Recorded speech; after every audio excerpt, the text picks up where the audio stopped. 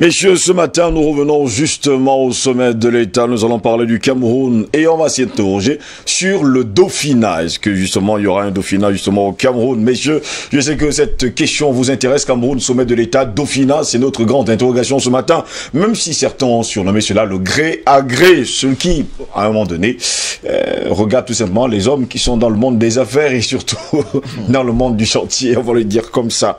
Eh bien, monsieur, toute succession engendre une guerre entre les prétendants en vue de gagner les faveurs de l'arbitre de la succession. Ainsi, les guerres de succession peuvent créer les fissures profondes au sein de l'appareil de l'État et du parti au pouvoir. Eh bien, la technique successorale avait été opportunément adoptée au début des années 1980 par les chefs d'États africains préoccupés par la survie des régimes qu'ils avaient bâtis dans les années 60. Eh bien, au Cameroun, en cas de vacance de la présidence de la République, l'intérim du président de la République est exercé de plein droit jusqu'à l'élection du nouveau président de la République par le président du Sénat. Toutefois, la succession étant considérée comme un véritable test de stabilité des régimes en développement, une question s'impose entre l'intérim présidentiel et le Dauphinat constitutionnel. Quel est le modèle successoral susceptible aujourd'hui de garantir, il faut le dire ainsi, la paix et la stabilité politique au Cameroun? En cas d'empêchement définitif du chef de l'État, Paul Biya, par exemple, qui est visiblement sous le coup de l'usure du pouvoir, l'analyse des compétences de l'intérimaire, les leçons du passé et surtout les affres de la crise sociopolitique actuelle militent en faveur de sa disqualification au profit d'un vice-président dauphin constitutionnel, déclarent d'ailleurs certains analystes politiques. On parle là du droit constitutionnel, droit public, droit camerounais et surtout le droit comparé. Mais entrons en tout cas dans le vif du sujet ce matin. Depuis le XVIe siècle, eh bien, période à laquelle remonte d'ailleurs l'institutionnalisation du pouvoir, la relégation au musée des citations de la célèbre formule « l'État, c'est moi » constitue un processus irréversible de la dépatrimonialisation du pouvoir. Devenu un bien commun, le pouvoir ne saurait faire l'objet d'une appropriation privée. Il serait donc opportun de dire ou de pousser Paul Biya à jeter le témoin au sol au lieu de le passer à quelqu'un d'autre en faisant jouer l'alternance par des mécanismes institutionnels et constitutionnels clairs et surtout solides. Dans ce sens, la loi fondamentale dispose que, en cas de vacance de la présidence de la République pour cause de décès, eh bien, de démission ou d'empêchement définitif constaté par le Conseil constitutionnel, le scrutin pour l'élection du nouveau président de la République doit impérativement avoir lieu entre 20 jours au moins et 120 jours tout au plus, plus tard, dans l'ouverture de la vacance. L'intérim donc du président de la République est exercé de plein droit jusqu'à l'élection du nouveau président de la République par le président du Sénat. Eh bien, cependant, depuis le voyage, il faut le dire comme ça, de Paul Biya du côté de l'Élysée en 2009, certains médias nationaux diffusent l'idée qu'un projet de loi sera en préparation dans le but de modifier justement cette constitution. D'ailleurs, revenu de la France, le chef de l'État camerounais Paul Biya s'était justement exprimé au sujet de ce Dauphinat. Nous allons le regarder dans ce court élément. Nous avons fait tous ces efforts pour bâtir une démocratie. Le moment venu, il y aura des candidats. Je crois que l'idée de préparer quelqu'un, c'est un peu des méthodes proches de la monarchie ou de l'oligarchie. Les Camerounais sont assez mûrs, ils pourront, le moment venu, choisir. Il n'y a pas de dauphin donc? Je crois que dans une république qui fonctionne bien, le mot dauphin résonne mal. Messieurs, pour le chef de l'État camerounais Paul Biya, eh bien, dans le monde comme celui-ci, en tout cas dans le pays qui est le Cameroun, et surtout dans le monde politique, nous savons pour lui, en tout cas, le mot dauphin sonne très mal. Donc ceux qui pensent qu'il y aura forcément un dauphin, pour le chef de l'État qui, il faut le dire toujours, hein, garde toujours en mémoire ses paroles, pour l'instant ce n'est pas le cas. Bertrand Tassinda. Mais disons que moi je suis un peu embêté de faire ce débat parce que le problème ne s'oppose pas vraiment au Cameroun. Oui. Mais faisons-le débat s'il faut le faire. Le président, j'ai beaucoup lu et je continue de lire des gens qui ont exercé à côté du président de la République et qui ont écrit. Donc chaque fois que je tombe sur un bouquin de quelqu'un qui a travaillé à côté du président de la République, qui écrit, en fait j'essaye de lire. Pour essayer en de voir et de comprendre la démarche du président de la République. Parce que je crois que si ce monsieur part sans nous laisser des mémoires, sans nous laisser des écrits, sans nous laisser sa part de vérité, on risque à raison ou à tort de lui faire porter un certain type de responsabilité au Cameroun. Oui. Et ce qu'il dit là, il le réitère plusieurs fois en privé. J'ai lu le bouquin d'un de ses secrétaires, de quelqu'un qui a été son secrétaire général, apparemment très apprécié du président de la République, qui a mis 4 ans, qui dit que le président le lui a dit dans un bureau. Il est même allé plus loin, en disant que le jour que je prendrai ma retraite, ce que je ferai, c'est que je dirai à mes amis. C'est-à-dire que, d'ailleurs, il le met en garde de dire que tu t'imagines si aujourd'hui j'ai désigné un dauphin, question de dire qu'il serait liquidé à la seconde. Et il va plus loin, dire que quand je prendrai ma retraite, eh bien, je dirai à mes amis que voilà la personne que moi, j'estime qu'il peut continuer l'œuvre pour laquelle, en fait, ou bien l'œuvre pour laquelle je me suis battu. Il le dit. Parce que dans ce livre, sous forme d'interview, on nous demandait que, mais est-ce qu'il arrive au présent, même souvent, de parler, en fait, de son départ et de sa retraite? Et il expliquait que oui, véritablement. Il arrive au présent de parler. Il allait même plus loin et dire que, mais est-ce que le président parle souvent du président Idjo? Qu'est-ce qu'il pense du président Idjo? Il dit, mais il parle souvent du président Idjo, avec beaucoup d'admiration d'ailleurs. Et que même sur certaines situations, il est arrivé de lui dire, écoute, moi, j'ai pris telle décision parce que si c'était le président Idjo, il aurait pratiquement pris la même décision. Donc, il a eu même comme l'impression que le président était nostalgique de la période à Idjo. Pourquoi il y a ce débat sur le Dauphinat? C'est important aussi de penser parce que c'est-à-dire que celui ou celle qui va remplacer le président de la République va considérablement impacter sur la marche du Cameroun. C'est très important. Et nous avons connu, en fait, 3 périodes. C'est-à-dire que la période post-indépendante, qui va aller jusqu'au début des années 84, jusqu'au début des années 84-85, la période crise économique, début 84 jusqu'aux années 2000, crise économique, en fait, bouleversements sociaux, et aujourd'hui, une forme de reprise en main et de recherche, comment je vais dire, d'avoir véritablement une importante souveraineté. Le premier débat, c'est de savoir, effectivement, est-ce qu'il sera possible d'accéder à la fonction suprême au Cameroun par un gré à gré? Pour moi, non. Vous avez lu les dispositions constitutionnelles. Comment vous ferez pour être président de la République, même si le président Biya vous désigne, ou bien le désigne au sein de son parti, parce qu'il parlait au sein de son parti, sans passer par des élections? Comment vous le ferez? Même si le président du Sénat assure l'intérim, je ne sais pas combien de jours, 30 à 120 jours. Et 20 à 120 jours. 20 à 120 jours. Il faudra une élection. Et la loi fondamentale cadre même son action. Je ne suis pas convaincu qu'il pourra destituer les patrons d'autres institutions. Je ne suis pas convaincu qu'il pourra modifier le Conseil constitutionnel. L'autre chose qu'il faut faire, c'est de savoir effectivement qui est plus important pour moi. L'ambition et le projet politique de celui qui aspire à remplacer le président de la République. Nous pensons, c'est-à-dire que nous les nationalistes, les ultranationalistes, nous pensons qu'on ne peut pas construire le Cameroun sans véritablement réveiller le pécisme. Nous pensons que ce n'est pas possible. Comment tu fais pour construire ce Cameroun sans expliquer aux Camerounais qu'il faut que la chose publique soit gérée de façon efficiente et appartienne à tout le monde? Comment tu fais pour construire le Cameroun sans expliquer que la façon dont nous arrivons à l'indépendance, dont la France va conduire ce pays à l'indépendance, est aussi à l'origine de tous les problèmes que nous avons. Parce qu'au-delà des crimes que la France va connaître, elle va nous attacher les pieds et nous attacher les mains. Mais pour moi, c'est le nationalisme, c'est la souveraineté, c'est le travail plus ou moins qui rend heureux. Les formes de l'État, oui, on peut appeler les formes de l'État. Chaque forme d'État, en fait, a ses avantages et ses inconvénients. Mais pour moi, ce sont ces valeurs-là. Est-ce que celui, véritablement, qui va succéder au président Biya, va les mettre en avant? Qu'il faut d'abord que le pays soit souverain. Deuxièmement, il faut, je vais dire que refaire le logiciel mental des Camerounais, en faire de véritables nationalistes, de savoir que quelle que soit la situation que vous avez, notamment, vous devez travailler et, je vais dire que avoir un projet conséquent. Donc, pour moi, voilà relativement le débat. Et c'est là où nous sommes un peu embêtés. Parce que entre ceux qui appartiennent au camp présidentiel, c'est-à-dire les conférences nationales ont été pas tout à fait une très bonne chose. Moi, je ne parle pas forcément d'un pays spécifique. C'est-à-dire que ça a désacralisé la fonction des conférences nationales. Et c'est en ça, pour moi, que ça a été un véritable problème.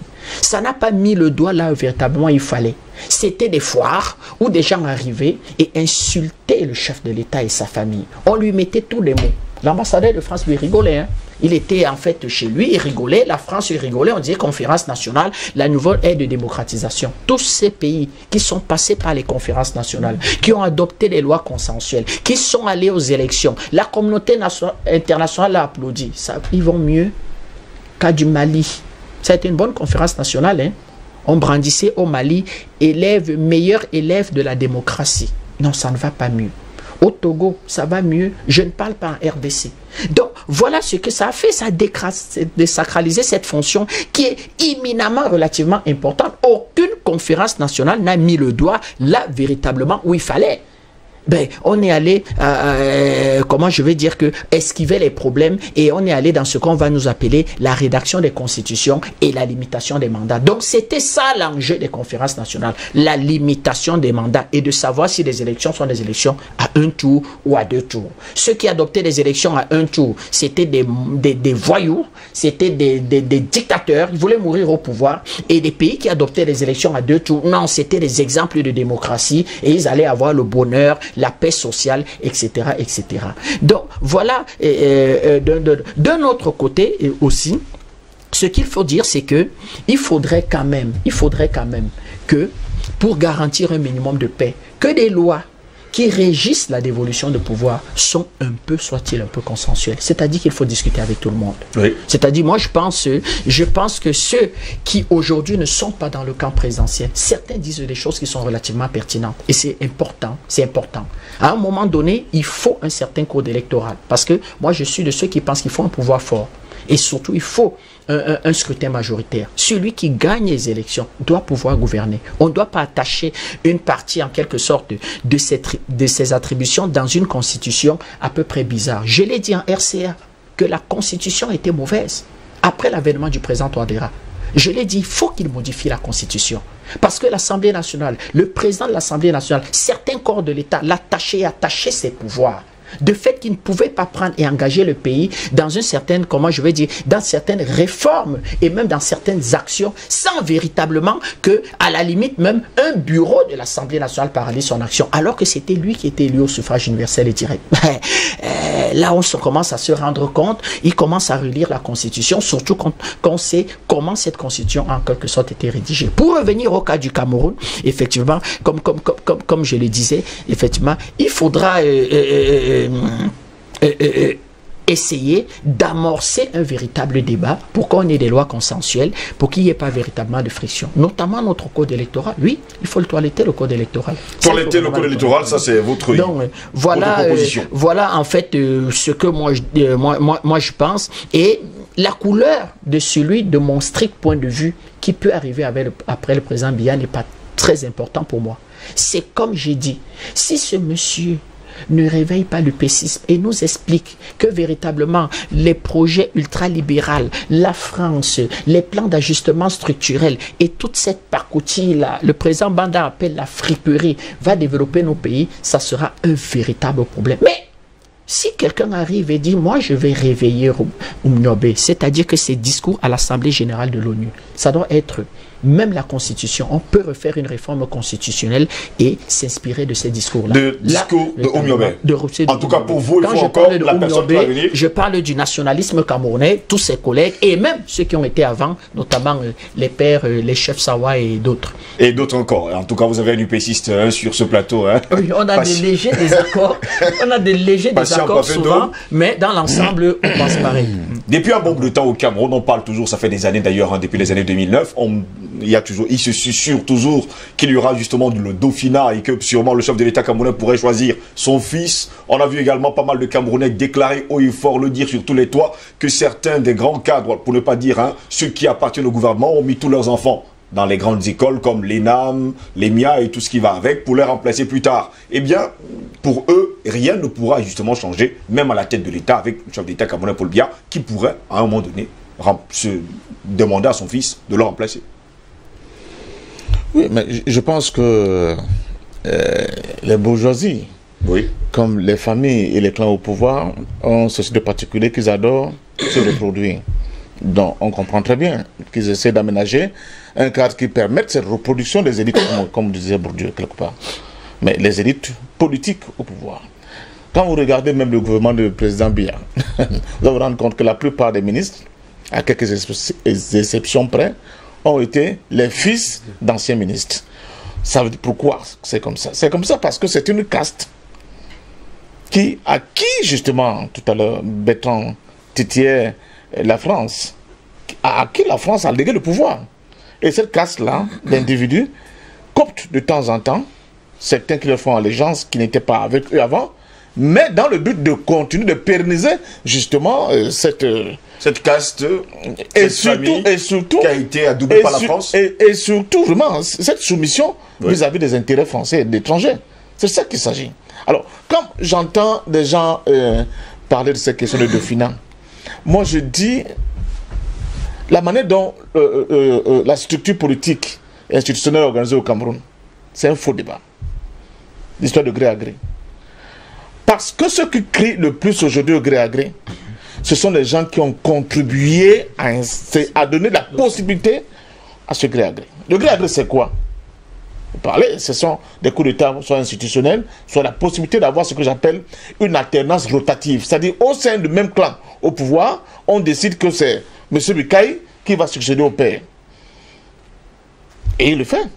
Il peut le faire par la voie institutionnelle en disant que, bon, on renoue l'Assemblée, on modifie la Constitution, comment dire ça, il y a un poste de vice-président qui est voté, et le président Biya, après quelques temps, nous sommes dans des scénarios, hein, décide de céder le pouvoir à son successeur constitutionnel, comme ce fut le cas avec son ministre prédécesseur qui était Amadou Diop. Oui. C'est une possibilité.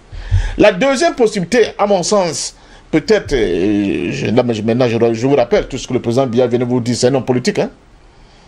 Attention, c'est d'abord un homme politique, il ne faut pas le prendre pour un témoin de Jéhovah. Même les témoins de Jéhovah le trouvent maintenant dans les bars, donc ça ne veut rien dire. C'est un homme politique, il peut dire une chose aujourd'hui et fait le contraire demain. Et ce ne sont pas des exemples tout au long de son long parcours qui manquent. Vous vous souvenez, le Cameroun n'ira pas au FMI, après on nous a quand même embarqué au FMI. Donc ce n'est pas une parole d'évangile, excusez-moi le terme, ce qu'il a dit. Il sera obligé d'être pratique et pragmatique le moment venu. Donc je dis, la deuxième possibilité, c'est de dire on va aux élections. Et si le parti au pouvoir bien constitué choisit un candidat, il dit voilà mon candidat. Et je vous dis, en fonction de ce que nous voyons comme élection depuis un certain temps, qu'est-ce qui va empêcher à ce candidat de gagner les élections? Quoi? Tous les leviers du pouvoir, de l'organisation du pouvoir, de la structure qui organise les élections sont entre leurs mains. À moins qu'il y ait des bisous profonds entre eux. Mais comme ils savent que eux qui sont là, que je vous ai dit tout à l'heure, c'est une caste, c'est une organisation, n'est-ce pas? Oui. Ils ont bien peur que s'ils s'aventurent vers des chemins qui ne vont pas dans le sens de maintenir ces avantages qu'ils ont, c'est fini. Ils vont tous perdre. Donc à un moment donné, ils peuvent avoir, par un instinct de conservation, se dire, mais ok, le vieux a parlé, suivons le pas du vieux, et puis c'est terminé. Et vous savez, dans cette affaire-là, il y a l'armée dont on ne parle pas beaucoup. Or, cette armée-là est fidèle à un individu, au président Biya. Il y a des pouvoirs. Elle a d'énormes pouvoirs. Il suffirait que le président Biya dise à l'armée, bon, je pars, mais voilà, je dis que je vous laisse, et puis c'est terminé. Alors maintenant, j'en reviens aux militants de l'opposition qui crient beaucoup cette affaire de gré à gré. En 2008, nous déclenchons des manifestations pour dire, parce qu'il se susurrait justement que le président veut modifier la Constitution, on ne veut pas de la modification de la Constitution. Pourquoi?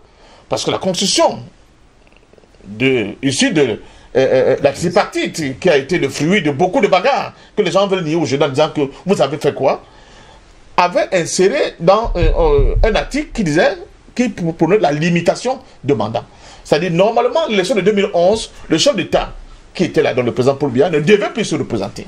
Donc, on commence des petites manifestations qui débouchent vers ce que vous avez pu appeler les émeutes de la faim, mais c'était les émeutes dont l'essence était le non à la modification de la Constitution. La plupart des acteurs politiques qui sont redevenus opposants entre-temps étaient dans le gouvernement de M. Biya. Quand quand cette constitution a été, ce verrou a sauté, ils n'ont rien dit. Pas un seul mot traître. Pire, ils ont participé à la campagne du président Biya pour l'élection de 2011. En fait, après avoir fait sauter ce verrou constitutionnel, maintenant le président Biya pouvait se présenter de manière indéfinie à une élection. Je dis c'est là, en 2008, qu'on a donné la possibilité au gré à gré de se faire. Le gré à gré a été acté là, en 2008. Ça veut dire que quoi? Ça veut dire qu'on donne, comme quelqu'un le disait, tous les avantages qu'on avait pu engranger pendant la lutte démocratique de 90 à 92, le régime a tout repris avec la complicité des gens qui crient beaucoup aujourd'hui, qui nous racontent des bêtises alors qu'ils étaient au pouvoir. À partir de ce moment-là, je ne vois pas comment, si le pouvoir décide d'organiser un gré à gré, que ce soit par la voie institutionnelle, que ce soit par la voie électorale, qui vont l'en empêcher. Les seules personnes qui peuvent empêcher ce scénario-là, ou bien ce scénario de se mettre en place, c'est le peuple. Or, quand on regarde l'attitude de ces nouveaux opposants, ils ne sont pas pour combattre le système comme Tatina venait de le dire. Non. Le problème, c'est que, bon, Biya dégage, et nous, on s'installe, et on continue de collaborer avec justement les gens qui nous ont mis dans cette situation glauque dans laquelle nous ne pouvons pas nous en sortir. C'est pour cela que j'interpelle vivement les Camerounais. Et de là, comme le coup ne réussit pas, ça va dans tous les sens. Et le tribalisme, et le clientélisme, au point où personne n'a plus de visibilité. On a même l'impression que l'opposition camerounaise, c'est une chimère, c'est un truc qui n'existe pas. Pourquoi? Parce que, comme je vous l'avais dit ici, 90% de tous ces gens qui hurlent dans l'opposition aujourd'hui, ils viennent d'où? Ils viennent du parti au pouvoir. Donc ils ont la même culture politique. Ils ont la même pratique politique. Ils ont les mêmes amitiés avec ce monde extérieur qui nous tient bien enlacés dans ces chaînes. À partir de ce moment-là, comment pensez-vous, et je n'ai pas terminé, les médias, regardez les médias. La plupart de ces médias donnent la parole à ces gens-là qui vendent du vent aux gens. Au lieu d'aller à la base, travailler avec les masses, éduquer les masses, avoir de véritables organisations transethniques, mais qui ont un fond idéologique solide, c'est seulement là qu'on pourra voir des gens qui seront en capacité de mettre en difficulté le pouvoir. Mais sinon, nous sommes dans le bavardage. Nous sommes dans le bavardage qui nous mènera nulle part. La preuve, attention, on est, depuis là que les gens disent que bon, eux sont dans la nouvelle position, les gens de 90 sont échoués, on voit des manifestations qui n'ont pas 100 personnes. Vous avez vu ce qui s'est passé au Soudan? Vous avez vu ce qui s'est passé en Algérie, tout récemment? Je ne parle pas de Burkina. Quels qu'en soient les résultats, on a quand même vu le peuple en capacité de se mobiliser autour d'un idéal. Et non autour d'un messie quelconque, je ne sais pas qui c'est, ou bien autour d'une chimère qu'il y aurait enfin des gens qui sont capables de régler tout le problème. Donc, le Cameroun, actuellement, excusez-moi le terme, est sur la coupe réglée des idolatistes. Ils sont dans le pouvoir et ils sont dans l'opposition. Ils reviennent maintenant aux véritables patriotes. Tout à fait. De voir cette affaire-là, au lieu aussi de s'engluer dans des pourtant, un soi-disant, on va le dire comme ça, un de vos membres de l'UPC a osé déclarer haut fort que le régime odulatiste, il n'existe plus. Mais c'est en ça que vous voyez le jeu de pouvoir, c'est très subtil. C'est-à-dire, on prend un bandit au marché Mokolo, on lui dit porte une échappe, à partir d'aujourd'hui, c'est toi le secrétaire général de l'UPC. Vous avez déjà vu ça dans le monde. Ou un ministre, n'est-ce pas, de l'Intérieur, excusez-moi, on vient comment vous appelez le ministre? C'est la même chose. Hein? C'est la même chose. Décide, en piétinant les lois, en piétinant la constitution du Cameroun, à partir d'aujourd'hui, dans tel parti, c'est tel qui est président, sans passer par un congrès, en piétinant tout. Et voilà, les gens sont là, ils respectent ça. Le temps de balayer justement ce parti, l'interdisant d'aller aux élections, même si c'était un parti déjà dont on peut avoir beaucoup de choses à redire sur le comportement, sur le lien incestueux avec le pouvoir, mais qu'un ministre piétine la loi de la manière violente que le ministre Atangandi l'a fait pour imposer de nouveaux dirigeants à un parti qui a tenu régulièrement, selon même les critères de pouvoir, un congrès. C'est ce Cameroun-là que nous avons. Donc à partir de ce moment-là, je continue de dire que le pouvoir, pour l'instant, est tellement fort. Oui. Il est puissant. Le président Biya, il est fort, il est puissant, mais comme dans toutes les logiques, n'est-ce pas, quand on regarde sur le plan dialectique, la marche du monde, c'est-à-dire que la marche du monde, comment fonctionnent les institutions, les peuples et même les cultures, à un moment donné, quand on se croit le plus fort, c'est à ce moment donné que peut-être la chute commence. Mais ça, pour que cette chose soit possible, il faut que de véritables patriotes se mettent ensemble et décident d'imposer un nouveau paradigme qui n'a rien à voir avec la chasse aux sorcières, qui n'a rien à voir avec les règlements de compte XY, qui n'a rien à voir avec le fait que mon ethnie a trop souffert, il faut aussi qu'elle soit au pouvoir. Non, mais qui pense d'abord le Cameroun, qui va agir dans le sens des intérêts des Camerounais. C'est ça qui est le plus important. C'est seulement comme ça.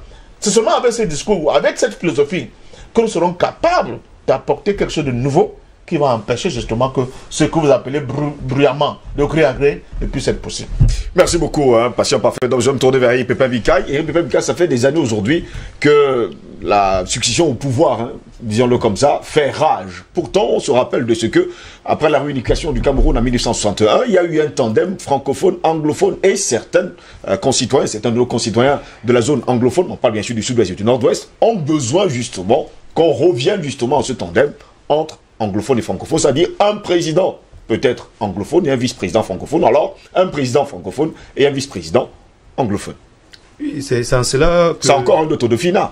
C'est en cela que l'interrogation d'Albert ici tout à l'heure peut nous permettre de comprendre un peu ce qui se passe avec les questions de dauphinat au Cameroun, parce que voyez-vous, le Code général de la décentralisation voté pour Megueux le 24 décembre 2019 était le fruit des assises du Grand Dialogue National qui sont tenues du 30 septembre au 4 octobre 2019. Et à l'issue de ces dialogues-là, il y a des questions, justement, des questions d'insécurité qui ont été mises sur la table, notamment celles ayant cours dans le nord ou au sud-ouest. Et il y avait un véritable problème par rapport au toilettage des textes qui régissent le fonctionnement de la République. Nous avions été une fédération de 1961 à 1966, en septembre 1966. Nonobstant le fait qu'on veut faire une prolongation de 5 ans, en ramenant, en fait 5 ou 6 ans si je ne me trompe pas, en ramenant cette fédération en 72. Voyez-vous, le 14 mai 1972, sanctionnait justement le référendum qui posait la question de savoir quelle est la forme d'État qu'on devait adopter. Puis on est passé de l'État réunifié à l'État unitaire. Mais déjà en septembre 1966, on avait ce qu'on appelle la création du parti unique. Donc de manière fonctionnelle, on avait handicapé la fédération. Ça, c'est également les faits historiques qu'on ne peut pas balayer d'un revers de la main.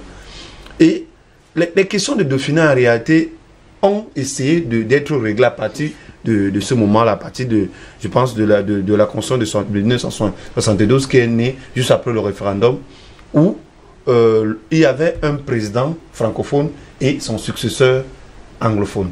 Comparativement à la Constitution de 61, où il y avait un président francophone et son vice-président anglophone. Oui. Mais son successeur était anglophone. Pour le cas, c'était le père Mouna, qui était président de l'Assemblée nationale et qui était notamment le successeur constitutionnel du président Biya jusqu'à l'adresse, pendant l'arrêté de 1979, qui faisait justement de M. Biya Premier ministre comme étant successeur. D'ailleurs, 3 ans plus tard, il en est devenu président. Le président de la République. Après avoir été nommé en 1975 Premier ministre en charge des questions économiques de cette époque-là. Donc ça lui a donné une certaine maturité de pouvoir comprendre le pays, à la fois sur le plan politique, mais également sur le plan administratif. Mais au sortir de la date de ce rappel historique-là, quand on est effectivement dans le régime Biya, on revient dans le système présidentiel, autant pour moi, avec un président et un premier ministre. Jusque-là, les questions constitutionnelles, les successions n'étaient pas claires.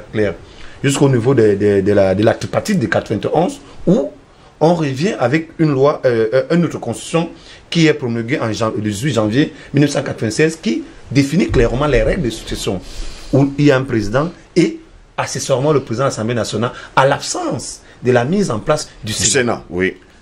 Heureusement, le Sénat a été mis en place et de manière constitutionnelle, le président du Sénat est le successeur constitutionnel du président sur 120 jours au maximum, le temps pour lui d'organiser une autre élection. Oui. Et les gens ont souvent l'habitude de parler, est-ce qu'on peut organiser l'élection en 100 jours? Non, progressivement depuis les années de Braise, 91, 92, 93, le Cameroun s'est inscrit dans une culture d'organisation des élections. C'est trop différent de la qualité des élections, mais on a quand même cette culture d'organisation régulière des élections. Ça veut dire que sur 40 jours, puisqu'il y a déjà cette culture dans notre ADN, il est possible que, en fait, sur 4 mois en disant ça comme ça, il est possible que nous ayons une élection organisée sur le territoire. Maintenant, on peut supputer sur la qualité de cette élection et sur la qualité des textes qui organisent cette élection. Mais il serait peut-être ignorant de dire que les problèmes de Dauphinat, comme l'a dit le chef tout à l'heure dans son interview, cause véritablement problème. Ça vient de la bouche du chef, mais également ça vient de l'entourage du chef. Tout est fonction de la culture des lieutenants du président. C'est-à-dire, ils ont, dans leur construction administrative ou politique, oui, ont eu la face voilée de ne jamais en public présenter leurs ambitions, de peur de se faire guillotiner. On a vu l'exemple de Titus Odjoa, c'est un exemple qui peut faire jurisprudence dans cet environnement-là, de ceux-là qui veulent se prévaloir être des dauphins.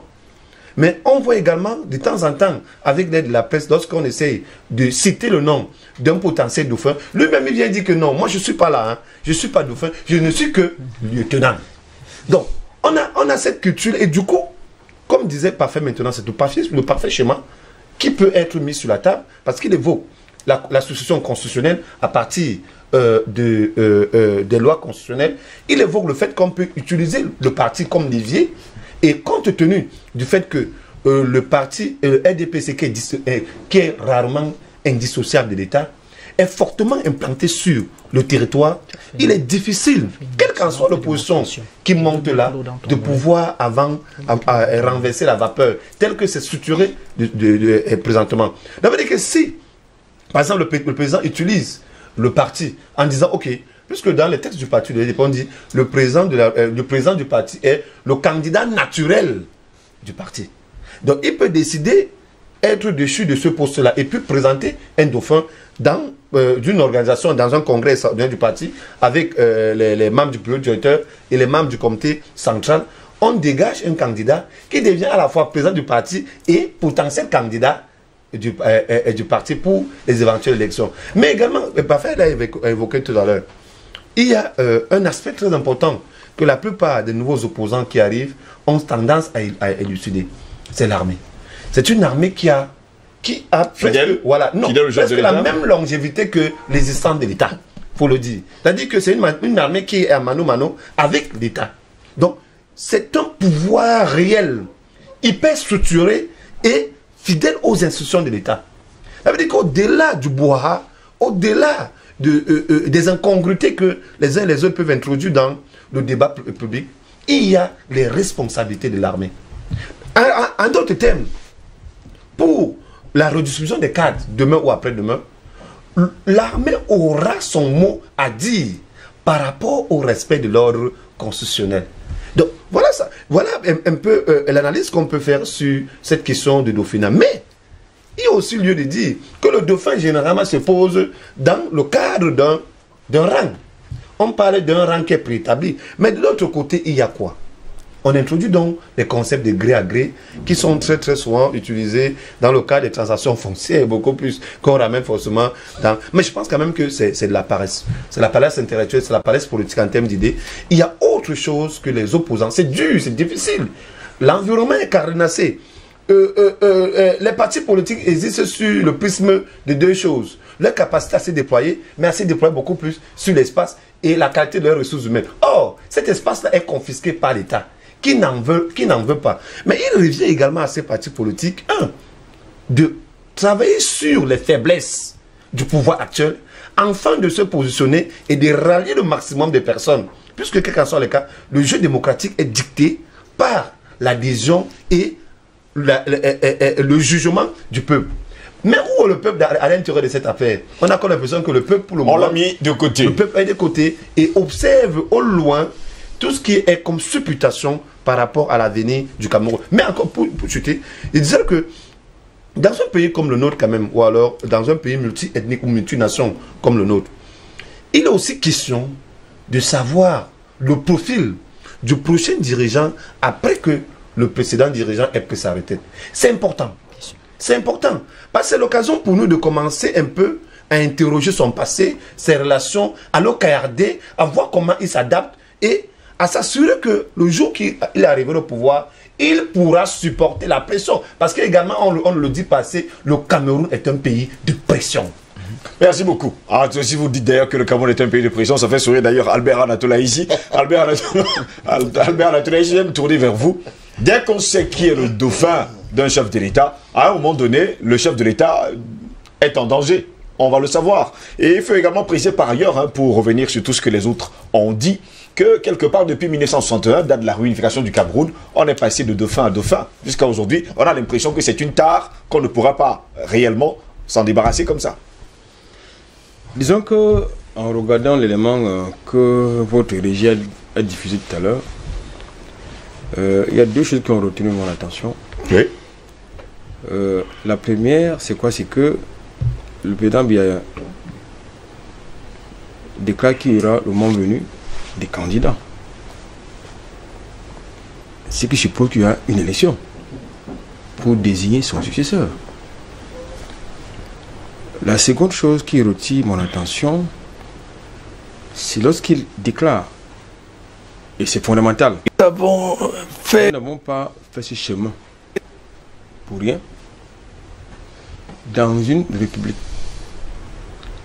qui n'est pas une monarchie. Le mot de fin sonne mal. Le mot de fin sonne mal. Nous savons que nous ne sommes pas dans une monarchie, nous sommes dans une oligarchie. Donc je ne veux pas revenir là-dessus. Dans une Même si pour certains, il y a une cas. certitude. Nous sommes dans une république. Oui. Mis à part certaines considérations d'autres politiciens, j'ai souvent observé le président Biya, il est légaliste. De ce point de vue, on ne peut pas lui contester, sauf si on est de mauvaise foi, franchement. Donc, je pense que... Vous ne serez pas d'accord avec Patient Parfait demain. De ce point de vue, allez-y. Oui, pour ce point-là, non. Parce que, maintenant, pour revenir à votre question, justement, si maintenant on sort le successeur, qui n'est pas un dauphin, soit dit en passant, parce que chaque parti politique a son candidat. Si maintenant on sort le successeur dans le camp au sein du RDPC, qui est constitué d'une majorité présidentielle aussi, ça il ne faut pas l'oublier, cet élément-là, oui. Ça va poser problème. Parce que le successeur, en tout cas la majorité présidentielle, pense aussi que le successeur peut sortir de là. Pas seulement à l'intérieur du RDPC. Donc si on sort maintenant ce successeur, du moins s'il est connu, il peut sortir également du RDP. Ce n'est pas le président qui est en danger, c'est plutôt le successeur qui sera en danger. Donc pour le moment, je pense que là, Pépin Beka est un peu naïf. Maintenant, pour aller un peu plus en profondeur dans mon analyse, je pense que l'histoire du gré à gré, c'est le prétexte de cette émission, je pense. Le Dauphinat. Le Dauphinat, oui. le gré à gré. Pas le gré à gré. Je ne suis pas dans le gré à gré parce que non, nous ne sommes pas ici dans un marché. Inspiré de ce gré à gré. Nous ne sommes pas dans un marché, ici c'est le Dauphinat. Oui, parce que le prétexte, c'est d'abord cet effet, je veux dire, c'est l'heure qui a été jetée au sein de l'opinion publique nationale et internationale qui se préparait un gré à gré. Nous avons, la dernière fois, débattu de cette question aussi, où effectivement nous avons évoqué un certain nombre d'arguments, notamment les schémas, je veux dire, le schéma électoral qui doit conduire, non seulement en cas de vacance du pouvoir, quel est le schéma, quels sont les instruments juridiques et qui en est le successeur constitutionnel pour préparer l'élection. Vous l'avez évoqué dans votre introduction. Donc je pense que de ce point de vue, ce n'est pas une question taboue que justement d'évoquer cette problématique. Parce que le régime Biya est pratiquement au crépuscule, n'est-ce pas, de son règne. Donc il faut donc justement commencer à mettre sur la table ces débats qui ne doivent pas être tabous, je le dis. Je pense donc que ce qui est intéressant, à mon sens, je pense que c'est Tachida qui l'a évoqué tout à l'heure, c'est plutôt le contenu de celui qui va succéder Paul Biya. Voilà mon problème. Ça, c'est le problème fondamental. Est-ce qu'il aura les acquaintances au Julatis? Je l'ai dit, il sera un ami de la France-Afrique. Est-ce qu'il va nous ramener aux accords de coopération? Est-ce que ce sera un patriote nationaliste? Ce sont les questions qui sont, à mon sens, fondamentales. L'UPCisme existe, Tachinda. Mais il y en a qui ne disent pas, il y en a qui utilisent la doctrine IPC sans le dire. Si. On l'a vu en 2018 avec l'élection présidentielle. Je ne peux pas citer une formation politique. Il y en a qui l'utilisent sans payer les droits. C'est vrai. À l'UPC. Mais ils ne vont pas jusqu'au bout. C'est-à-dire que... Le problème, c'est qu'ils utilisent, c'est comme un pasteur qui utilise un verset biblique quand ça l'arrange. Pour justement prêcher la bonne parole à ses oreilles. C'est comme ça qu'ils utilisent, c'est comment qu'ils utilisent l'UPCisme. On utilise l'UPCisme, ça s'utilise. On utilise la doctrine l'UPCisme sans toutefois payer les droits comme il l'a dit. Non, c'est vrai. Donc je pense qu'aujourd'hui, si le président de la République, dans l'un de ses discours, a eu à rendre hommage au père fondateur de ce pays, en parlant quelquefois des nationalistes IPCistes, ça veut dire qu'il est conscient qu'il faut retourner aux fondamentaux. Donc je pense que ce qui est important, c'est que est-ce que le successeur de Paul Biya va essayer de poursuivre, continuer, parce que tout compte fait, et c'est également malhonnête de ne pas le dire, Biya, il sait qu'il marche sur les œufs. Parce que lorsqu'on est président de la République, tout à l'heure, Bika fallait la pression quand on est Camerounais, mais il y a beaucoup plus de pression quand on est justement président de la République. C'est eux qui étaient opposants hier et qui sont maintenant aux affaires pour carrément vous le dire, que c'est trop facile de parler de certaines choses quand on est de l'autre côté. Mais quand on est vraiment en situation, c'est tout le contraire. Parce qu'il y a beaucoup de pression. Vous avez l'impérialisme qui est là, qui rôde, qui doit préserver ses intérêts, qui doit vous dicter les décisions à prendre pour vous gouverner. D'où la problématique de la souveraineté. J'allais même dire l'indépendance, parce que lorsque vous parlez de la souveraineté, ça pose fondamentalement la problématique de l'indépendance. Est-ce que les indépendants de 1960 sont les indépendances réelles? Actuellement, ce n'est pas le cas, malheureusement. Donc, je pense que la personne qui doit succéder à Paul Biya doit justement régler cette question fondamentale qui est d'abord l'indépendance. Les questions de souveraineté, c'est relativement accessoire. Mais la question fondamentale, c'est l'indépendance de manière globale. Hein. Parce que... c'est la souveraineté. Maintenant... je vais questionner un peu aussi notre élite politique. Là, je vais un peu titiller mon grand frère Parfait. Nous avons un problème avec notre élite politique. Ça, il veut le dire.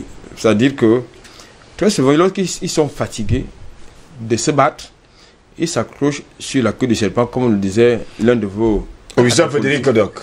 Ne vous inquiétez pas, vous l'avez dit. Oui, ça veut dire que pour eux, il n'y a pas d'alternative. Comme tout est verrouillé, il n'y a pas d'alternative. Mais le Cameroun a l'avantage d'avoir une classe politique qui se renouvelle.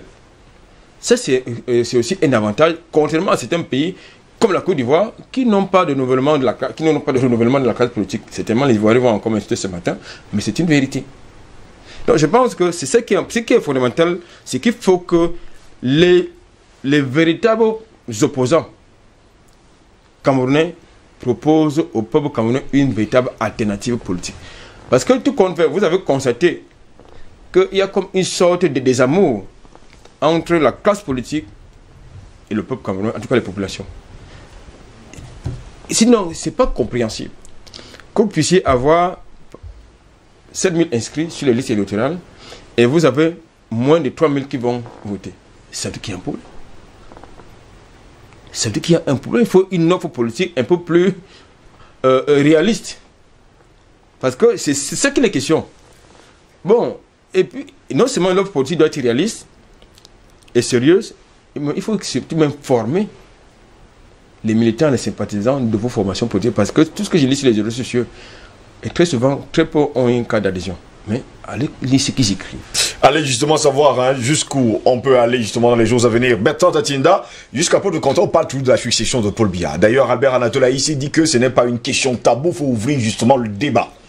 Et tout le monde, à un moment donné, veut succéder à Paul Biya. Même ses plus proches collaborateurs, même ceux qui sont justement au sein des partis politiques, tout le monde a besoin de sa part de gâteau. Mais pour les populations, on a l'impression qu'on a oublié les populations qui, eux, ont d'autres besoins.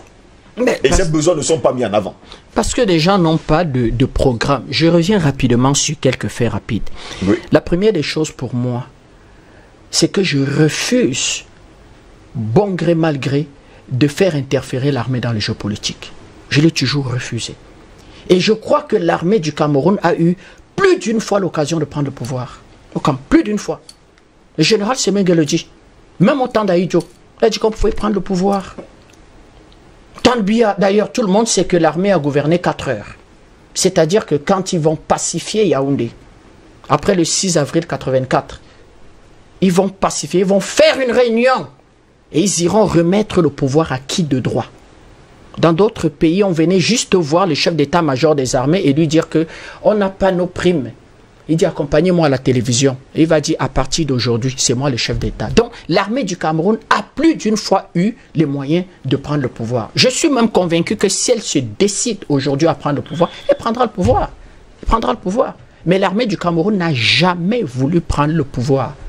C'est une des raisons pour lesquelles ce pays n'explose pas. Première des choses pour moi. Ça ne veut pas dire que le lobby militaire n'existe pas. Il y a une différence entre le lobby militaire. Vous n'avez pas un pays fort sans armée forte. Même en Russie, Poutine ne prend pas une décision sans tenir compte des services secrets russes et de l'armée américaine. Aux États-Unis, le président américain ne prend pas de décision sans tenir compte de l'avis des militaires et des services secrets américains. En France, pareil. D'ailleurs, De Gaulle était militaire, c'est-à-dire celui, le père, ce qu'on appelle la France moderne. C'était De Gaulle, c'était un général. Il va s'auto-proclamer chef d'État, De Gaulle. Il va s'auto-proclamer chef d'État. Donc, l'armée, je ne parle même pas dans certains pays, c'est-à-dire que qui vont arriver au pouvoir après des luttes dans ce qu'on appelle les fronts de libération. Algérie, Angola, l'armée. Donc, au Cameroun, je refuse ce débat. C'est mon avis. Je ne dis pas que j'ai raison ou que j'ai tort. C'est mon simple avis. Deuxième des choses, c'est le nationalisme qui va faire que véritablement dans une situation de changement de pouvoir, il n'y ait pas de guerre au Cameroun. C'est le nationalisme camerounais qui va sécuriser Paul Biya. C'est-à-dire que si le président de la République décide aujourd'hui de partir du pouvoir, il a intérêt à ce que ce soit un nationaliste qui arrive au pouvoir. Parce que pour les nationalistes, il sera hors de question de vendre ce pays à qui que ce soit. Pour les nationalistes, Cameroun d'abord.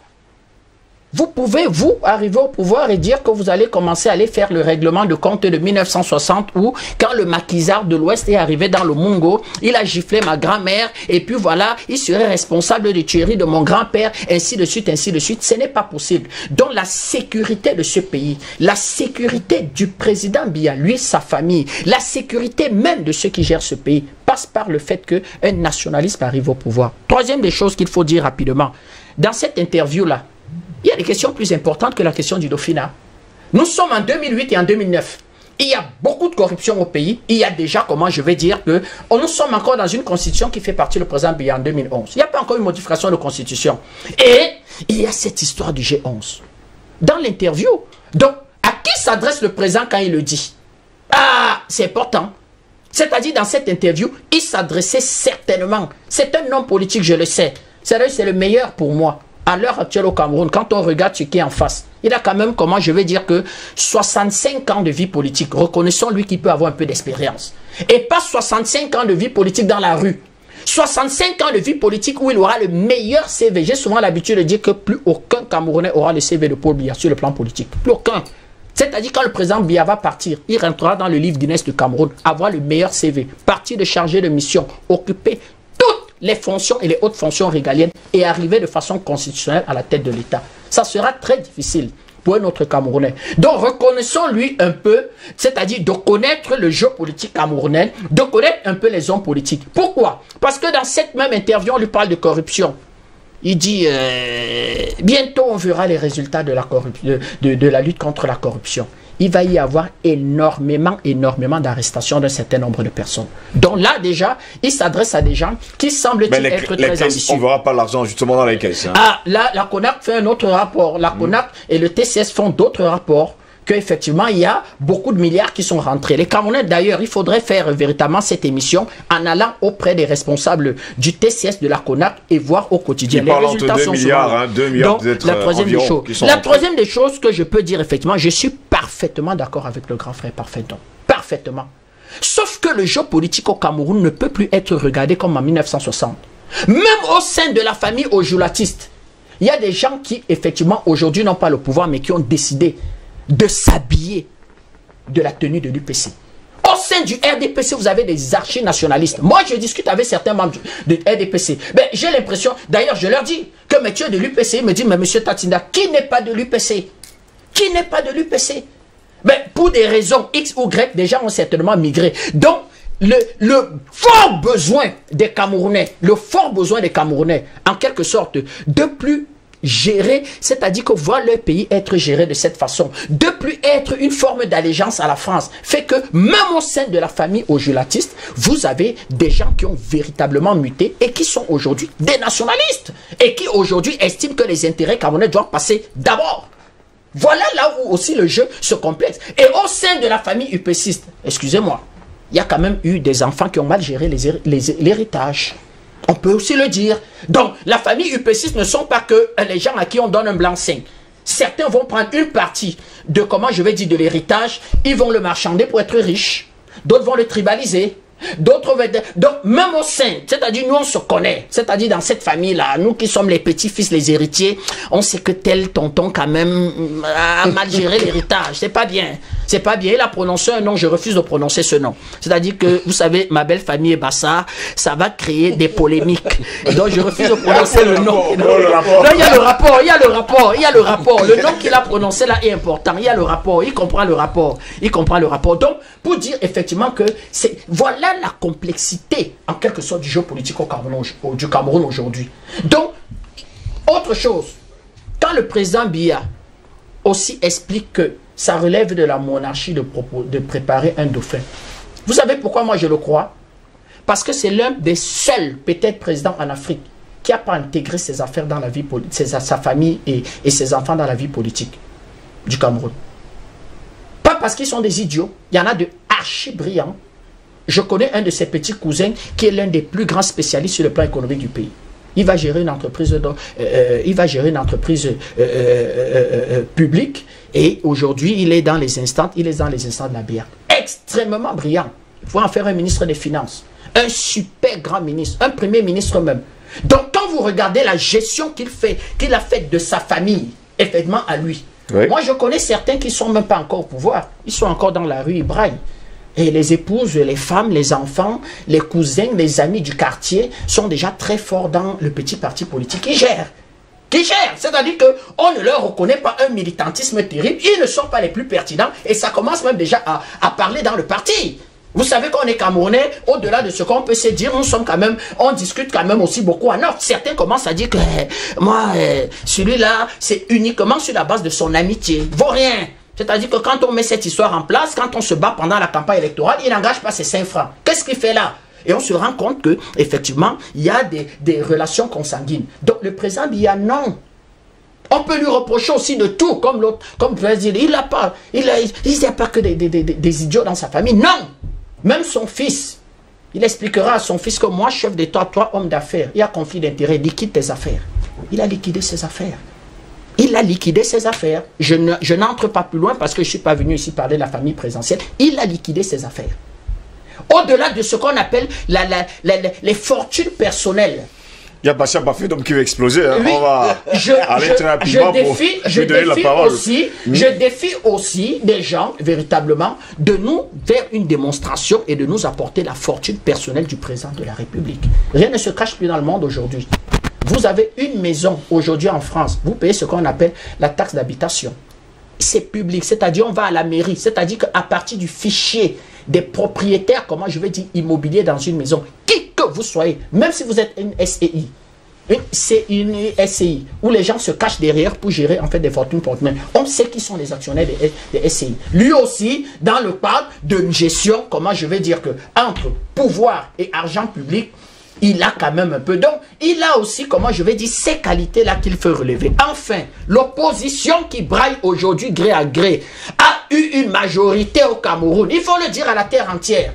Et cette opposition-là va faire campagne sur, comment je vais dire, l'idéologie de l'UPCiste. En 92, d'ailleurs, ils ont joué un rôle fondamental dans ce qu'on appelle l'Union pour le changement. Les UPCistes. Et c'est sur les thèses de l'UPCiste qu'on va convaincre les Camerounais. Pour vous dire que la majorité des Camerounais adhèrent à cette thèse. Ils vont gagner l'élection législative. Qu'est-ce qu'ils vont faire? Ils auront fait allégeance au président Biya. Donc aujourd'hui qui crie Dauphinat, c'est toujours le gré à gré. Ça a commencé en 92. Le gré à gré a commencé en 92. Ah non, mais j'explique que cette opposition-là en 92, les Camerounais vont donner à cette opposition-là la majorité, la possibilité, comme l'a dit monsieur Parfendom, de refaire l'architecture juridique du Cameroun, de réécrire la Constitution.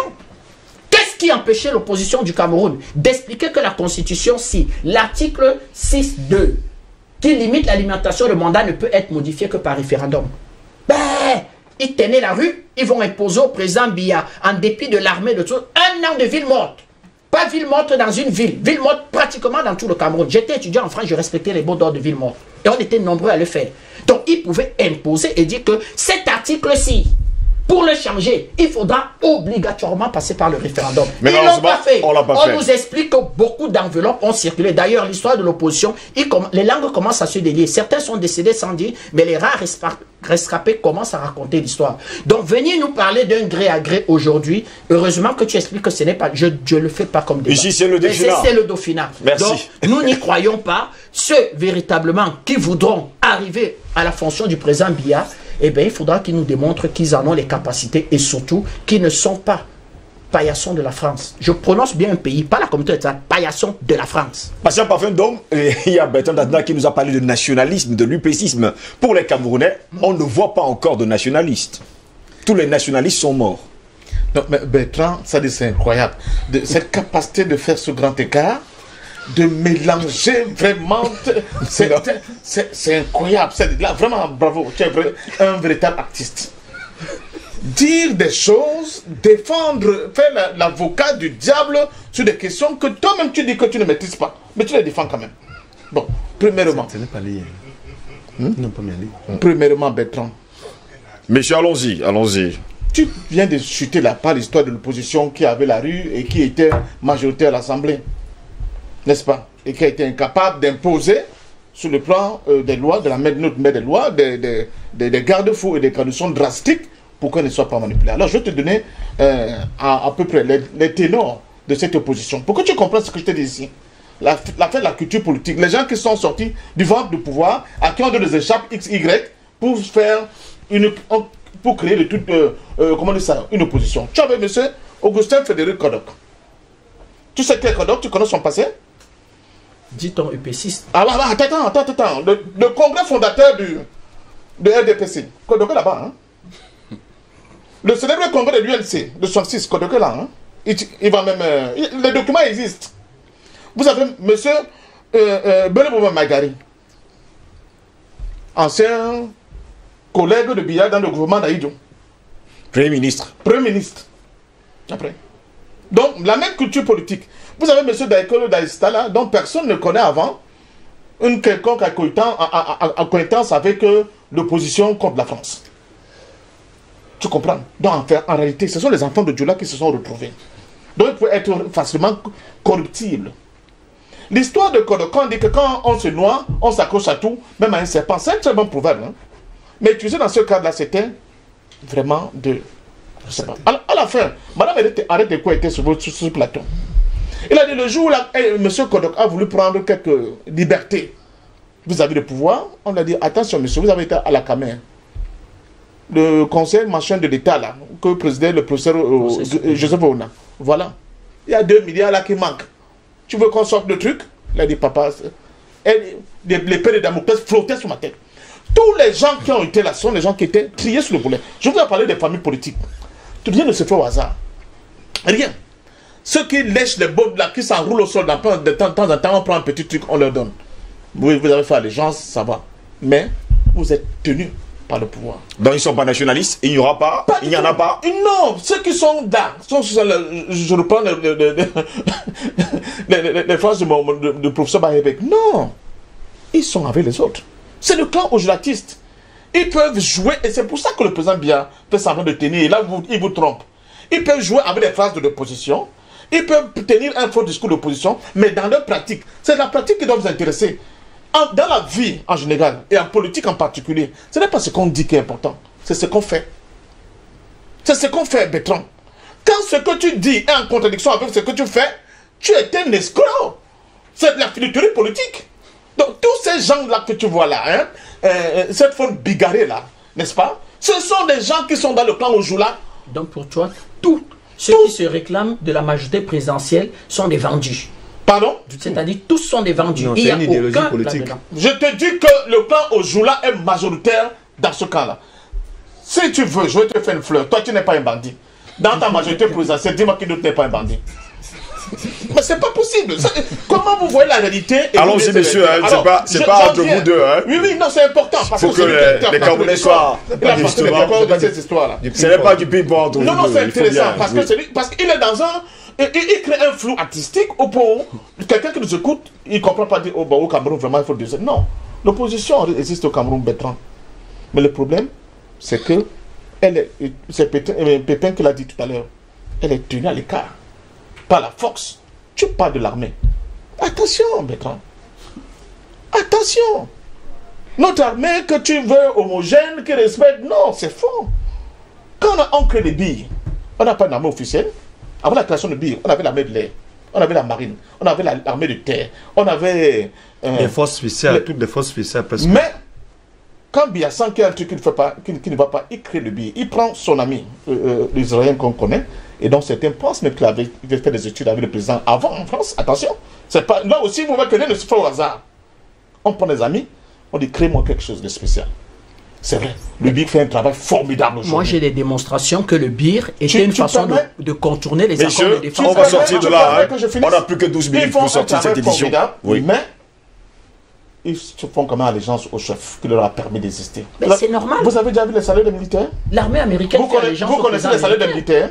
Messieurs, nous ne sommes pas là pour parler de l'armée. Hein. À l'armée, d'ailleurs, nous faisons une révérence qui fait d'ailleurs un très bon travail. C'est très important, non. Ça, c'est autre chose. Oui. Mais cette armée-là, contrairement à ce que pense Bertrand, elle est tenue par le pouvoir. L'armée telle qu'elle fonctionne aujourd'hui ne peut pas faire un coup d'État contre Paul Biya. Impossible. C'est normal. C'est impossible. Ce n'est pas parce que... comment dire ça? Il n'y a pas la possibilité, mais c'est parce qu'elle est tellement bien infiltrée, elle est bien tenue par le pouvoir, que ça va être très compliqué. Premièrement. Deuxièmement, ce que je tenais à dire à Bertrand, quand il parle des conférences nationales, il prend des exemples, j'allais oublier, il dit, Bertrand, oui. Mais sauf que nous, qui étions dans l'opposition, quand tu n'étais pas là, moi j'étais au sommet. Notre conférence nationale, ce n'était pas d'insulter bien. C'était pour régler le problème que tu poses là. Le problème de la souveraineté qu'on n'a pas vis-à-vis de la France. Mais que bien, avec l'aide de la France, a tout fait pour casser, pour qu'il y ait ce statu quo. Et nous sommes dans ce statu quo là depuis. Tu te bats contre quelque chose, mais en même temps, tu soutiens ceux qui donnent la possibilité à ce quelque chose de demeurer éternellement. C'est ça votre... C'est là où je ne comprends pas vraiment comment vous êtes à la fois une chose et son contraire, une chose et son contraire. Messieurs... Donc, le problème du dauphinage, je l'ai dit. Oui. Le dauphinage, tant que nous ne changeons pas l'architecture, j'allais dire, à la fois constitutionnelle, juridique, mais surtout politique du pays, par un nouveau rapport de force, c'est un faux débat. À tout moment, le président peut décider. Le président peut donc décider d'ici quelques temps de faire appel à l'Assemblée nationale pour créer un poste de vice-président à n'importe quel moment. J'écoute des gens qui disent, oh, depuis qu'un parti politique a lancé la campagne pour les inscriptions sur les listes électorales, vraiment c'était un engouement sans précédent. Allez dire les chiffres de l'ECAM, moi je les ai. C'est faux. Je les ai les chiffres de l'ECAM. La moyenne d'inscription dans tout le pays, c'est de 400, depuis qu'on a lancé tout là. 400 nouveaux inscrits. Ça me dit que quoi? 400 000 ou 400? J'ai dit 400 000. Les gens se reposent, sont fatigués. Et l'ECAM, je vous ai dit ça ici, comme introduit un algorithme dans sa base de données qui fait qu'on maîtrise très bien et le taux d'inscrits et le taux de ceux qui vont participer aux élections et à ceux à qui on va remettre des cartes d'électeurs. Donc pour vous, il n'y a pas de nationalistes. Terminons par là. Il n'y a pas. Les nationalistes. Le nationalisme même au sein de votre parti politique. Non, tu parles de quoi? Qu'est-ce que je fais là depuis? J'aurais pu les élections depuis, mon cher ami. J'ai eu toutes les propositions pour être corrompu, j'ai refusé. Nous existons. Le problème, c'est qu'ils ont très bien joué le pouvoir. C'est la question de... Et Ojula l'avait d'ailleurs dit, la question de nos sigles. Parce que quand vous bavardez comme on a bavardé là, je me souviens des élections... Si vous n'avez pas d'argent, vous n'êtes pas... Non, pas l'argent législatif. On a convaincu les gens, les dire, attention, n'allez passer l'élection, parce qu'on devrait vendre vos voix avant les élections. Mais quelqu'un me disait, papa, je suis entré dans le bureau de vote, j'ai eu le crabe, j'ai dit que je jette le crabe.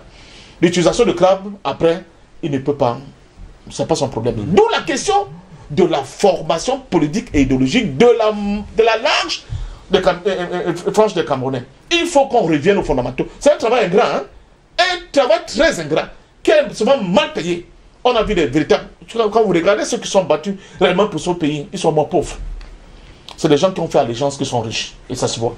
Merci beaucoup, hein, Patient Parfum d'Homme. On va pas également oublier que ceux qui se sont battus, en tout cas pour cette nation, vous l'avez bien dit, ils sont morts pauvres, mais ils sont morts pour un idéal. L'idéal commun, c'est la libération de ce pays, l'indépendance de ce pays, de notre souveraineté et surtout de notre continent historique. Justement, Eric Bebabika, nous sortons de cette édition, hein, plus que 7 minutes justement pour sortir de cette édition de DBS matin. Finalement, qu'est-ce qu'on va dire du Dauphinat? Cela veut dire que le chef de l'État a le pouvoir de le faire n'importe où, n'importe quand, et justement de créer un poste de vice-président, même demain matin. Non, je suis loin d'être naïf parce que aujourd'hui, j'essaie... Bon, non, vous n'avez pas également fait le ping-pong entre vous et Albert ici. J'essaie un peu d'observer la scène, j'essaie un peu de me projeter dans le passé, et nous sommes tous Camerounais. Ça veut dire qu'au-delà des stéréotypes, on connaît comment on peut manier un certain nombre de choses. Pour le moment, comme l'a dit, voilà, tel que la Constitution se présente, le RDPC, voilà, le président, la majorité obèse à l'Assemblée nationale. Le président tient les rênes. Et au-delà d'être encore naïf, parce que tout à l'heure, Albert a dit que... Vous insistez avec ce mot, hein? Non, oui, en fait, le président est légaliste. C'est-à-dire qu'il s'appuie sur les textes qui régissent le fonctionnement des nations de la République pour pouvoir tirer les marrons du feu. Ça, c'est une évidence et ça a toujours été comme ça. C'est-à-dire il va rarement à l'encontre de ce qui est prévu par les textes. Et ça, c'est son grand magistrat que les autres n'ont pas été capables d'apporter une certaine opposition à cette façon de fonctionner. D'un autre côté, pour revenir à la question, je voulais dire à Bertrand, parce que Bertrand n'a pas été qu'artiste, parce que tout à l'heure, il a évoqué le fait que le président a exclu sa famille des affaires politiques. Des affaires politiques. Non, voilà. Non, en fait, au-delà des noms, parce qu'on va voir cousin, cousine et autres, ça c'est autre chose. Mais quand vous regardez sa famille biologique, son fils par exemple, moi, ce garçon a un comportement exemplaire. Je ne sais pas quand il a passé sa dernière interview. Il est rarement présent sur la scène publique. Ce n'est pas le cas, comparaison étant raison, avec les petits autres pays, avec les pays voisins. On connaît les enfants de Biangema. On du Cameroun. Non, on peut faire des comparaisons. On connaît les enfants Bongo, on connaît les enfants Sassou, on connaît les enfants Yadema. Ce sont des enfants, avant qu'ils n'arrivent aux affaires, étaient nuisibles sur le plan de l'image. Je ne parle pas sur le plan... C'est-à-dire qu'ils étaient tellement présents, on sentait que peut-être le papa était, non pas président d'une république, mais peut-être monarque d'un royaume. Mais ce n'est pas le cas, par exemple, de France. Moi, je ne suis pas quelqu'un de l'establishment. Je ne côtoie pas la haute classe, mais j'observe, je dis ce que je peux observer. C'est vrai. C'est-à-dire que je vois ce garçon rarement, je ne l'ai même presque jamais vu, à part quelques séquences à la télévision nationale, pour ne pas citer le nom, et peut-être son dernière apparition pour moi, c'était lors de l'investiture de son papa, le 6 novembre 2018. Je pense que c'était au palais, à l'Assemblée nationale. On n'est même pas sûr qu'il soit militant du RDPC. Voilà, ça c'est ce qui est. Ça c'est ce qui est. Bon, maintenant, ça peut ne pas cadrer avec ce que les autres pensent. Mais concernant maintenant le Dauphinat, je dis et je répète. Alors que beaucoup pensent qu'il pourrait l'être justement... Oui, c'est possible, c'est un Camerounais. Si on met les jeux sur la table et qu'on pense qu'il peut être un acteur, c'est un Camerounais. Bien sûr. Voilà. Bien sûr. Il peut me convaincre à ce qu'il soit son lieutenant, c'est pas exclu. En fait, ça n'a rien à voir avec tout ce que les gens peuvent penser. C'est pas fait de ne s'inquiétez pas. Hein? Non. Je fais l'analyse. C'est un Camerounais. Non, moi, je suis pas né de la période de Djoula. Je suis pas né de la période des luttes indépendantistes. Je regarde le monde avec les lunettes. L'intérêt et l'amélioration des conditions de vie des populations doivent répondre par rapport à la compétence. On en parle depuis le lancement de cette émission. On a besoin de gens compétents pour relever le niveau de vie des Camerounais. Maintenant, j'ai dit... Rapidement pour sortir, parce que plus que 4 minutes. Un exemple de sa compétence. Non, je ne parle pas de lui personnellement, mais je parle qu'il ne faudrait pas qu'on pourrisse les relations avec les autres, parce qu'ils auraient... Eric Bebabika, votre temps de parole. Oui, donc je peux dire que le problème du Dauphinat au Cameroun réside sur une peur bleue de la plupart des lieutenants du président Biya à s'auto-affirmer. Et là, ça complique encore les mécanismes de succession. Parce que si au moins, dans leur posture, dans leur façon de faire, ils avaient voulu demander le suffrage au peuple au moment venu, on saurait qui peut être sur la shortlist. Mais actuellement, parmi les collaborateurs du président Biya, il est très difficile d'évoquer un nom. Ou alors, si on évoque ce nom, on va évoquer ce nom par rapport au petit courage que ce lieutenant aurait posé comme acte. Mais ça reste toujours dans le cadre de la famille des Casses. Jamais pour servir le peuple camerounais. Donc, pour dire que Si les gens veulent vraiment que ce débat, et moi je suis de ceux qui pensent qu'il faut qu'on mette ce débat sur la table. Parce que celui qui va diriger le Cameroun demain ne viendra pas de la planète Mars, qui n'est pas encore habitée, qui n'est pas encore totalement explorée. Il faudrait bien que... Il y a quelqu'un qui se déclare déjà troisième chef de l'État. Voilà, il faudrait bien...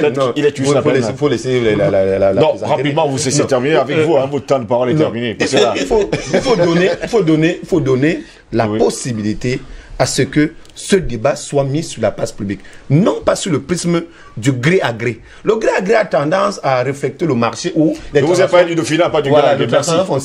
Il s'agit de la succession du président de la République et il faudrait que celui qui veut aspirer à ce poste-là soit connu et que les Camerounais commencent déjà à s'habituer avec sa méthode. Parce qu'en réalité, un système un pouvoir également réside sur l'approche de celui qui les aide, certainement avec la complicité. Je comprends que vous voulez vous venger d'Albert Natola ici en prenant tout le temps pour qu'il ne dise rien. Non, il aura de quoi dire. Albert Natola ici, vous avez le mot de fin, rapidement. Mais écoutez, la première chose avant d'aller dans le Dauphinat, la thématique du jour, il faut d'abord extirper du vocabulaire de la scène politique camerounaise le fanatisme idéologique. Ça, il faut former politiquement les Camerounais. Parce que ce soit dans le parti au pouvoir, le RDPC ou ailleurs, nous n'avons pas véritablement des hommes formés, des hommes et des femmes formés. Ça, c'est important de le dire. La seconde chose que je voudrais, et je chute par là, je crois que dans l'interview, l'élément qui nous a été présenté par vos soins, par les soins de la régie de DBS Télévision, évacue le débat. Mais c'est un débat qui mérite d'être justement posé. C'est un problème qui mérite d'être posé. C'est-à-dire qu'il faut quand même qu'on commence à réfléchir sur l'avenir, sur l'après-Biya. C'est important que les Camerounais puissent commencer évidemment à y réfléchir. Moi, je pense que il est fondamental, comme je l'ai indiqué tantôt, que l'armée qui est là, qui est le garant de la protection des institutions de la République, doit rester à sa place. Tout à fait. C'est important. Tout à fait. Maintenant, qu'on laisse les acteurs politiques régler les problèmes de la société. Et je pense que les problèmes de la société, pour les régler, il faut avoir des compétences, des aptitudes et surtout être habité par une sorte de patriotisme nationaliste. Merci beaucoup Albert Natola ici d'avoir été là ce matin. Eric Pepepeka, je vous dis également merci d'avoir été là. Tout le plaisir était le mien. Bertrand Tachida, merci également d'avoir été là. J'étais très content. Malgré un ping-pong entre vous et Patient Parfait-Dôme. Merci également. Ping-pong également avec... C'est mon beau, tu vois. Bon, j'ai compris pourquoi il ne voulait pas soulever le détail. Hein.